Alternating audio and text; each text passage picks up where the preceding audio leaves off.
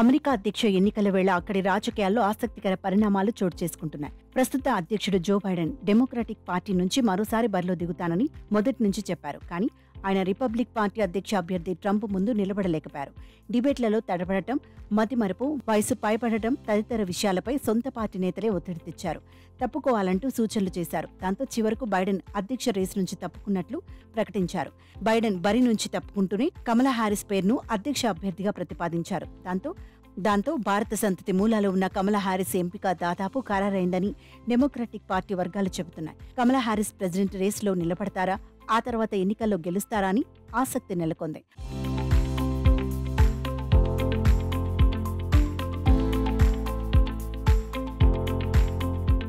America ఉపాధ్యక్షురాలు కమలా Harris పేరును Biden ప్రతిపాదించడంతో మరింత active అయ్యారు. డెమోక్రాట్ల మద్దతును కూడగట్టే పనిలో పడిపారు. మరోవైపు డొనాల్డ్ ట్రంప్ మాత్రం కమలా హారిస్ను ఓడించడం తమకు మరింత ఈజీ అని చెబుతున్నారు. కాగా కమలా హారిస్కు తమిళనాడుతో సంబంధం ఉన్న విషయం తెలిసిందే.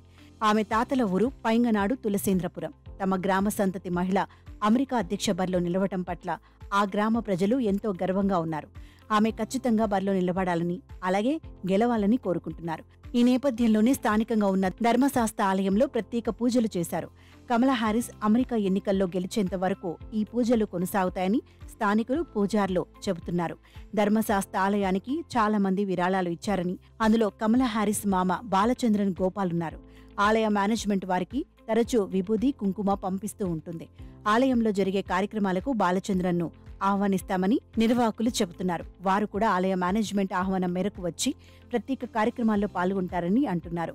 చెన్నైకి 350 కిలోమీటర్ల దూరంలో ఉంది పైంగనాడు తులసేంద్రపురం గ్రామం.